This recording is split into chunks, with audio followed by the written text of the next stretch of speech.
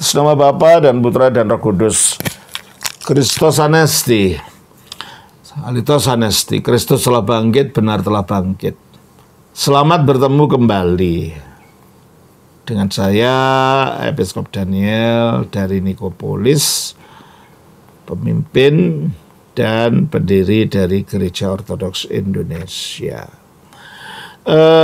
Kita akan melanjutkan acara kita menjawab pertanyaan-pertanyaan saudara-saudara. Tapi sebelumnya saya ingin mengumumkan kepada saudara tentang kursus online Teologi Ortodoks yang akan kami adakan bulan Juni. Bagi saudara yang tertarik untuk mengikuti, segera saja telepon kepada Ibu Theodora yang nomor teleponnya ada di bawah ini. Saudara lihat di sana dan tanyakan seluk-beluknya kepada Ibu Theodora. Jangan tanyakan kepada saya ya, saya hanya mengajar. Semua yang mengatur administrasi dan lain-lain adalah Ibu Theodora. Tanyakan kepada Ibu Theodora. Terima kasih. Mari kita lanjutkan. Pertanyaan yang selanjutnya ini berasal dari Ibu Mita di Cilengsi. Pertanyaannya begini. Selamat siang Bu Theodora. Ibu boleh titip pertanyaan ke Romo Daniel Biantoro, isi dari Pengkhotbah 12. Terima kasih Ibu. Selamat pagi Romo Episkop. Selamat pagi Ibu Mita. Ini ada pertanyaan dari Ibu Mita Cilengsi. Ini yang selamat pagi Bu Theodora rupanya. Saya kira Bu Mita. Tapi sekaligus saya ucapkan selamat kepada Ibu Mita. Pertanyaannya adalah, saya tidak mengerti dengan ayat rantai perak yang putus, pelita emas yang dipecahkan, dan tempayan dihancurkan dekat mata air ini, Bu Theodora. Juga roda timba dirusakkan di atas sumur. Baik Ibu Mita, ini saudara Ibu Mita mendengarkan khotbah saya kemarin ketika saya diundang di Persekutuan Jalan Lurus, ketika saya menjelaskan mengenai kalau Yesus itu Tuhan dan Dia sebagai Tuhan, Dia yang mencabut nyawa manusia. Lalu pada waktu ibunya mati, siapa yang mencabut nyawanya? Kalau begitu dia anak durhaka dong. Saya menjawab suatu pertanyaan dari orang Muslim di TikTok yang saya jadikan bahan khotbah itu. Dan di dalam khotbah saya itu, saya menjelaskan tentang proses kematian yang ada di dalam Pengkhotbah 12. Begini bunyinya. Kita mulai baca ayat 1 saja sampai dengan ayat yang ke-7. Ingatlah akan penciptamu pada masa mudamu, sebelum tiba hari-hari yang malang dan mendekat tahun-tahun yang kau katakan, tak ada kesenangan bagiku di dalamnya. Sebelum matahari dan terang, bulan dan bintang-bintang menjadi gelap, dan awan-awan datang kembali sesudah hujan. Pada waktu penjaga-penjaga rumah gemetar, dan orang-orang kuat membengkuk, dan perempuan-perempuan penggiling berhenti karena berkurang jumlahnya, dan yang melihat dari jendela semuanya menjadi kabur, dan pintu-pintu di tepi jalan tertutup, dan bunyi penggilingan menjadi lemah, dan suara menjadi seperti kicauan burung, dan semua penyanyi perempuan tunduk. Juga orang menjadi takut tinggi, dan ketakutan ada di jalan. Pohon badam berbunga, belalang menyeret dirinya dengan susah payah, dan nafsu makan tak dapat dibangkitkan lagi, karena manusia pergi ke rumahnya yang kekal, dan peratap-peratap berkeliaran di jalan. Sebelum rantai perak diputuskan, dan pelita emas dipecahkan, sebelum tempayan dihancurkan dekat mata air, dan roda timba dirusakkan di atas sumur, dan debu kembali menjadi tanah seperti semula, dan roh kembali kepada Allah yang mengaruniakannya. Baik. Ingatlah akan penciptamu pada masa mudamu. Ini jelas apa yang dimaksudkan, bahwa kita Jangan berpikir ya masalah ketuhanan, masalah mengingat Tuhan itu hanya untuk orang tua saja. Tapi orang muda juga, karena apa? Karena kematian itu tidak bisa diduga-duga kapan datangnya. Anak bayi pun bisa mati. Bayi baru lahir pun bisa mati. Anak kecil pun bisa mati. Anak muda pun bisa mati. Maka diingatkan supaya orang muda pun ingat akan penciptanya, supaya dia tidak menyesal ketika, karena sesudah mati itu ada penghakiman. Coba kita baca dalam Ibrani 9 ayat 27. Dan sama seperti manusia ditetapkan untuk mati hanya satu kali saja, dan sesudah itu dihakimi. Ya toh? Manusia ditetapkan untuk mati satu kali saja, sesudah itu dihakimi. Demikian juga kita baca di dalam Ibrani 4 ayat 13. Dan tidak ada suatu makhluk pun yang tersembunyi di hadapannya, sebab segala sesuatu telanjang dan terbuka di depan mata Dia, yang kepadanya kita harus memberikan pertanggungan jawab. Yang kepadanya kita harus memberikan pertanggungan jawab. Wahyu pasal 14 ayat 13. Dan aku mendengar suara dari surga berkata, tuliskan, berbahagialah orang-orang mati yang mati dalam Tuhan, sejak sekarang ini. Sungguh, kata Roh, supaya mereka boleh beristirahat dari jerih lelah mereka, karena segala perbuatan mereka menyertai mereka. Segala perbuatan mereka menyertai mereka, baik yang perbuatan baik maupun perbuatan yang buruk. Kita baca dalam 2 Korintus pasal 5 ayat 10. Sebab kita semua harus menghadap tahta pengadilan Kristus. Kita semua harus menghadap tahta pengadilan Kristus, baik anak-anak, orang muda, orang tua, baik orang laki-laki, baik orang perempuan, siapapun. Terus?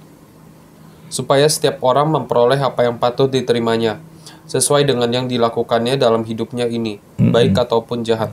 Oke. Dan bahwa semua orang akan diadili tanpa melihat umur. Kita baca dalam Wahyu pasal 20. Ayatnya yang ke-11. Lalu aku melihat suatu tahta putih yang besar, dan Dia yang duduk di atasnya. Dari hadapannya lenyaplah bumi dan langit, dan tidak ditemukan lagi tempatnya. Terus? Dan aku melihat orang-orang mati, besar dan kecil. Besar dan kecil. Terus? Berdiri di depan tahta itu. Ya. Jadi penghakiman itu kan berlaku adil kepada semua orang. Oleh karena itu, anak-anak muda jangan dipikir bahwa karena kamu masih muda tidak diadili. Bahwa kamu masih muda tidak bisa mati. Banyak orang muda mati karena narkoba, mati karena AIDS, mati karena kecelakaan, mati karena penyakit, ya, mati karena naik gunung dan kecelakaan di atas gunung dan macam-macam. Maka diingatkan, ingatlah akan penciptamu pada masa mudamu. Mengapa? Sebelum tiba hari-hari yang malang. Kita kan nggak tahu kemalangan tiba kapan saja kan.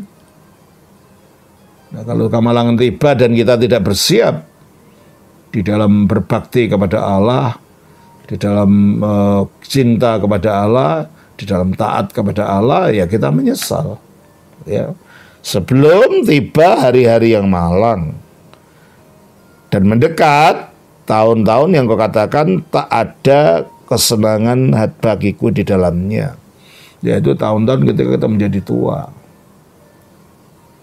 Kalau saudara sudah mencapai seumur saya begini, dengan jenggot yang udah putih begini, banyak hal yang tidak menyenangkan. Dulu saya banyak pergi ke luar negeri, ke sana kemari, ke sana kemari. Sekarang itu malas, pergi itu udah malas. Apalagi naik pesawat sampai 18 jam, diganti lagi di pesawat domestik dengan sampai beberapa jam, lalu naik bis lagi, ganti ini, ganti itu. Rasanya capek. Inilah masa di mana dikatakan tak ada kesenangan bagiku di dalamnya. Terus tidak ada kesenangan itu diumpamakan sebelum matahari dan terang, bulan dan bintang-bintang menjadi gelap. Itu perumpamaannya. Kalau tadinya itu semua matahari bersinar, bulan, bintang, sekarang semuanya menjadi gelap. Tadinya senang, Romo dulu waktu muda itu suka hiking gitu ya, naik gunung, terutama waktu masih di Korea. Saya sering naik ke gunung, namanya ada Gunung Soraksan, naik ke sana. Lalu ke Pulau Jeju namanya, itu ada gunung namanya Gunung Halasan, naik ke sana kalau liburan.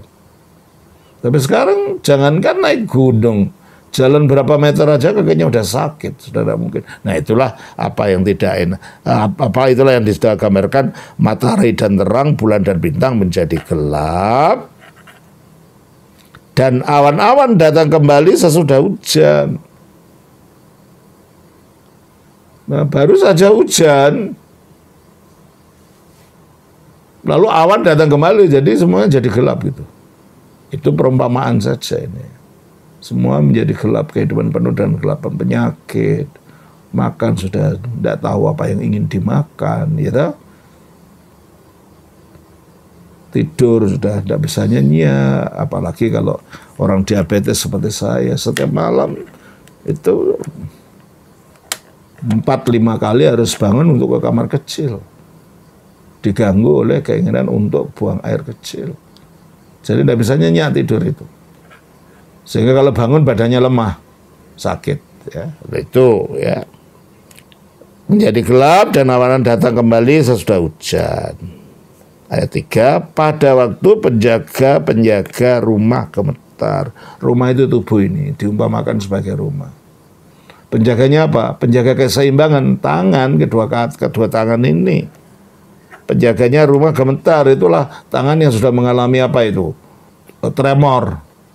Begini, kalau orang Jawa bilang buyutan, jalannya seperti buyut orang tua. Itu tanda orang tua, tandanya udah tremor, mengalami apa itu? Kalau istilah medisnya, kok tiba-tiba lupa saya menyebut. Sering begini sekarang saya. Nah ini tanda tua juga, mudah lupa.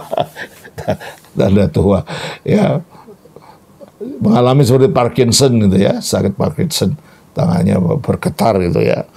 Sebelum matahari, pada waktu penjaga rumah gemetar dan orang kuat membungkuk. Orang kuat itu apa? Ya punggungnya. Kan itu yang membuat kuat tubuh untuk berdiri tegak itu. Ini sudah mulai membungkuk. Kalau orang udah tua kan makin membungkuk itunya. Ya. Ya. Terus ini tanda-tanda fisik ya. Tanda-tanda fisik orang mau mati ya. Dan perempuan penggiling berhenti. Sebenarnya ini apa sih yang menggiling itu dalam rumah? Giginya sudah mulai tidak bisa menggiling lagi. Makanya kalau gigi orang tua udah giginya udah banyak yang lepas, ya dia tidak makan makanan yang alot, makan kacang, makan goreng jagung aja udah sulit gitu kan. Sebelum penggiling berhenti karena berkurang jumlahnya ya. Ya nenek sudah tua, giginya tinggal 2 kan gitu. Jumlahnya kurang. Ya, terus, dan yang melihat dari jendela, ya mata. Semuanya menjadi kabur. Matanya kabur. Giginya sudah tidak berfungsi baik lagi.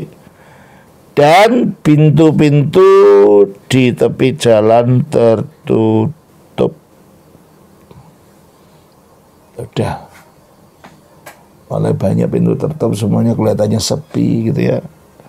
Dan bunyi penggilingan menjadi lemah. Penggilingan apa? Penggilingannya mulut tadi, penggilingannya gigi, dan tidak kuat kayak dulu. Wah, mau akan apa saja, sekarang jadi lemah ya. Dan suara menjadi seperti kicauan burung. Artinya apa? Mulai jadi tuli, mendengar nggak jelas. Ya seperti Romo ini. Sekarang kalau orang ngomong kurang keras, kadang-kadang Romo tidak dengar apa sih yang dimaksud. Ya. Sudah mulai suara menjadi seperti kicauan burung, dan semua penyanyi perempuan tertunduk. Ya nggak ada lagi suara-suara nyanyian yang bisa nikmati, tertunduk. Dan ya, kalau tadinya suka mendengar ini, suka mendengar itu, telinganya sudah tidak mampu lagi. Ya kalau Romo sih masih nggak terlalu serius, tapi udah mulai berkurang juga. Penglihatannya berkurang, pendengarannya berkurang, ya. Juga orang menjadi takut tinggi, ya tentu aja kalau udah badannya tidak kuat, mau naik tinggi kemana? Romo aja di rumah sini mau naik tangga ke tingkat 2 untuk ke kapel saja sudah kesulitan. Ya, seketika kapelnya kan di tingkat 2 sana, sudah ada kesulitan, ya. Dan ketakutan ada di jalan. Iyalah kalau udah orang tua sudah mau jalan-jalan di tepi jalan mau ditabrak becak. Iya kalau becak. Kalau mobil ada ketakutan di jalan. Pohon badam berbunga. Pohon badam itu warnanya hitam. Dan bunganya itu warnanya putih seperti bunga jambu. Artinya, ini loh, pohon badam berbunga, bunganya sudah putih-putih, artinya sudah berubah. Ya, kepalanya sudah penuh dengan uban. Belalang menyeret dirinya. Apa yang seperti belalang itu? Yang paling nampak pada belalang apa? Pahanya untuk meloncat. Ini berbicara tentang paha orang yang sudah tua, mulai terseret-seret. Belalang menyeret dirinya dengan susah payah.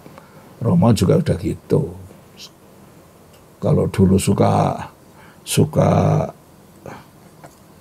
hiking, naik gunung, sekarang jalan saja harus pakai tongkat karena udah sakit, ya. Belalang menyeret dirinya dan supaya dan nafsu makan tak dapat dibangkitkan lagi. Makin tua makin sulit untuk makan, tidak terlalu banyak yang ingin dimakan. Kadang-kadang bingung makan apa sih sekarang, ya. Karena mengapa tanda-tanda fisik ini? Karena manusia pergi ke rumahnya yang kekal. Nah, ini karena dia mau mati. Jadi tanda-tanda fisik yang dikatakan ini adalah tanda bahwa dia mau mati. Karena manusia pergi ke rumahnya yang kekal. Dan peratap-peratap berkeliaran di jalan.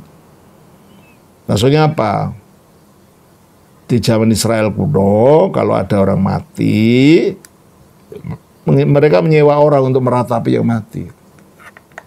Sama seperti dalam budaya Tionghoa kuno. Pada waktu saya kecil sih saya lihat gitu, saya tidak tahu sekarang masih dilakukan enggak. Waktu saya kecil saya lihat itu orang pakai putih gitu, di sekeliling peti mati itu nangis. Katanya itu ada yang disewa orang itu. Demikian juga mungkin dalam budaya Batak ya. Di zaman kuno orang nangis dibayar untuk nangis. Atau mungkin budaya Toraja, saya tidak tahu. Ada bermacam-macam budaya yang melakukan itu, membeli peratap-peratap untuk menyatakan bakti pada orang tua, bahwa betul keluarga itu menyesal bahwa orang tuanya meninggal atau kakeknya meninggal, neneknya meninggal. Nah, ini yang dimaksudkan peratap-peratap berkeliaran di jalan, nangis ke sana kemari gitu ya. Terus nah, ini fisiknya. Sekarang berbicara tentang keberadaan di dalam fisik itu sebelum rantai perak diputuskan. Nah, rantai perak diputuskan berarti rantai perak itu sesuatu yang menghubungkan. Itulah lambang jiwa. Jiwa manusia itu adalah, jadi dalam ajaran Alkitab kita melihat memang ada 3 disebutkan: tubuh, jiwa, dan roh. Tapi kalau kita lihat di dalam 2 Korintus 4 ayat 16, Sebab itu kami tidak tawar hati, tetapi meskipun manusia lahiriah kami semakin merosot, namun manusia batiniah kami nah, ternyata di dalam 2 Korintus pasal 4 ayat 6 ini hanya ada 2, manusia lahiriah dan manusia batiniah. Sedangkan di dalam Ibrani 4 ayat 12 kita baca, Sebab firman Allah hidup dan kuat dan lebih tajam daripada pedang bermata 2 manapun. Ia menusuk amat dalam sampai memisahkan jiwa dan roh. Nah ini jiwa dan roh. Memisahkan jiwa dan roh. Kalau begitu sebenarnya jiwa dan roh itu seharusnya tidak terpisah, merupakan kesatuan.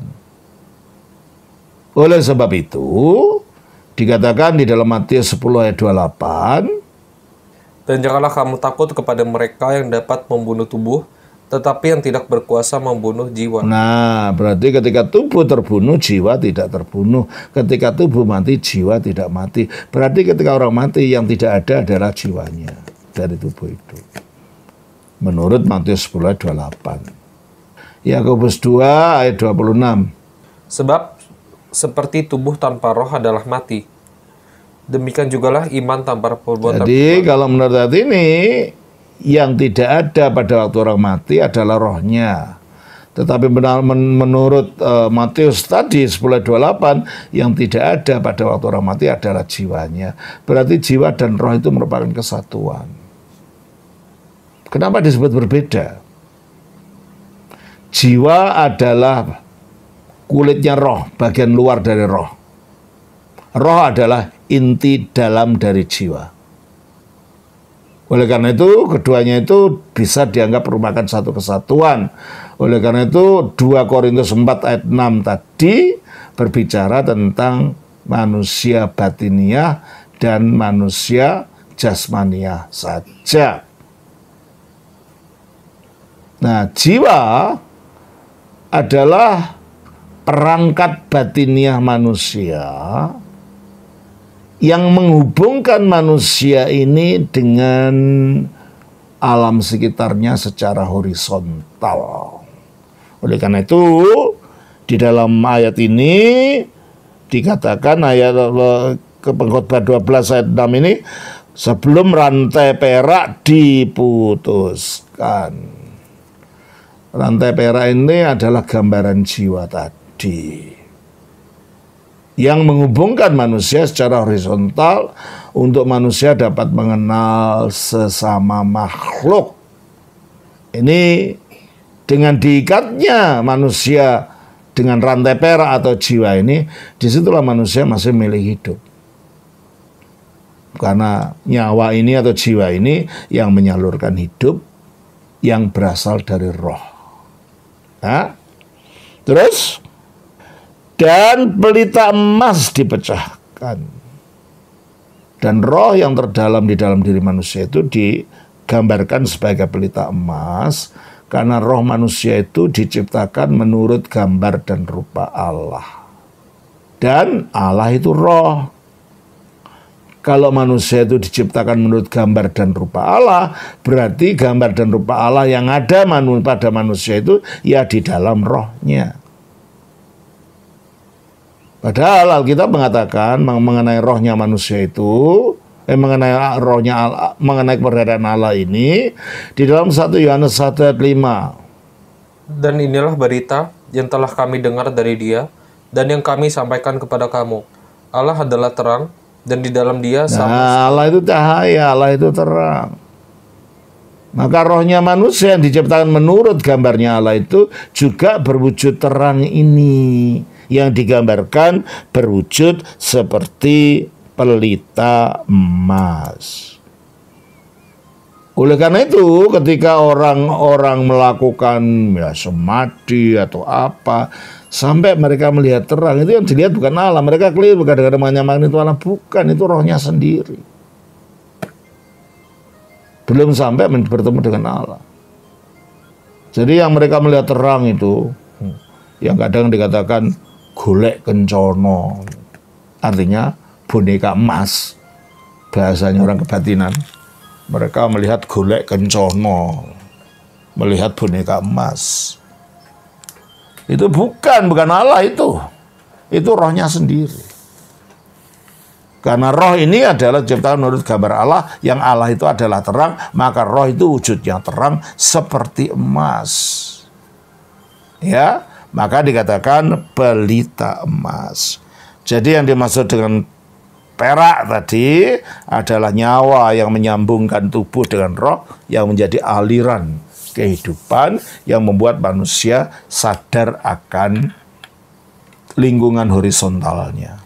Sedangkan perak ini sedangkan yang pelita emas ini yang merupakan rohnya itu adalah perangkat batin dalam manusia yang membuat dia mempunyai hubungan vertikal dengan Allah. Oleh karena itu antara rantai perak dan pelita emas ini yang tidak bisa dipisahkan. Dan ketika orang itu mati, rantai peraknya putus, dalam arti yang menghubungkan hakikat kehidupan di dalam rohnya itu terputus, sehingga si tubuh tidak memiliki aliran kehidupan, tubuh itu jadi mati. Sementara itu pelita emas ini rohnya itu pecah keluar dari tubuh orang itu. Ya. Nah, ketika pelita emas dan rantai perak ini keluar dari tubuh orang itu, ya, yang terjadi adalah sebelum rantai perak diputuskan dan pelita emas dipecahkan, sebelum tempayan dihancurkan. Tempayan itu lambang tubuh, karena tubuh terbuat dari tanah. Dan tanah itu, tempayan itu terbuat dari tanah. Jadi sebelum tempayan pecah, ya, dekat mata air. Biarpun ada mata air, ada air itu sebenarnya memberikan kehidupan, tetapi kalau ini rantai emasnya itu, rantai peraknya sudah putus dan pelita emasnya sudah keluar, pecah, biarpun tempayan itu dekat dengan air, ya tetap hancur. Ini tubuh mengalami kehancuran. Dan roda timba dirusakkan di atas sumur. Sumur kan tempat air. Biarpun ada tempat air, si tempayan itu pun tidak bisa diisi air. Karena apa? Roda timba yang digunakan untuk menimba air itu sudah rusak. Sudah tidak ada artinya sama sekali ketika kematian itu tiba, ketika rantai perak yaitu jiwa itu telah putus dan pelita emas yaitu roh itu telah keluar. Biarpun di sekitarnya masih ada kehidupan yang dilambangkan dengan mata air dan dilambangkan dengan sumur, itu tidak bisa memberikan kehidupan. Karena ada sumur pun roda timba telah rusak. Ada mata air pun gentongnya sudah hancur. Jadi sudah nggak bisa, kalau udah mati ya sudah, nggak bisa berbuat apa-apa. Dan debu kembali menjadi tanah, ya kan itu. Debu kembali menjadi tanah seperti semula. Dan roh kembali kepada Allah yang mengaruniakannya. Ya, kembalinya nanti untuk dihakimi atau untuk dimuliakan itu tergantung roh itu waktu hidupnya di dunia ini. Nah, inilah Bu Mita, apa yang dapat saya terangkan, semoga menjadi jelas. Jadi kalau ditanya, ada pertanyaan, apakah gereja Ortodoks percaya pada dikotomi atau trikotomi? Trikotomi itu adalah ajaran Plato bahwa manusia terdiri dari tubuh, jiwa, dan roh. Roh itu sebagai bagian yang terdalam yang menjadi pengendali jiwa. Alkitab tidak percaya pada trikotomi semacam itu. Ada memang roh dan jiwa, tapi roh dan jiwa itu merupakan satu kesatuan. Oleh karena itu, roh dan jiwa ini dianggap satu kesatuan, sehingga dalam 2 Korintus 4 ayat 16 tadi dikatakan bahwa manusia hanya ada manusia batiniah dan manusia lahiriah saja. Cuma 2 saja. Ya. Baik. Saya kira demikian yang dapat saya jawab untuk Ibu Mita. Kiranya Tuhan memberkati. Shalom.